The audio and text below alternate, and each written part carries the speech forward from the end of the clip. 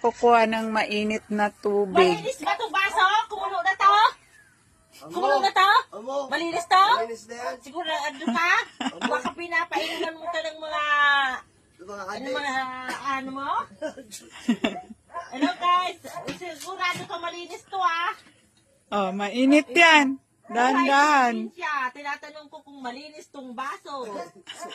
Tapos, ito, pwede na to ikilay. Ito na kaya sa ikilay ko sa'yo. Lagay mo na. Lagay mo na. Ito?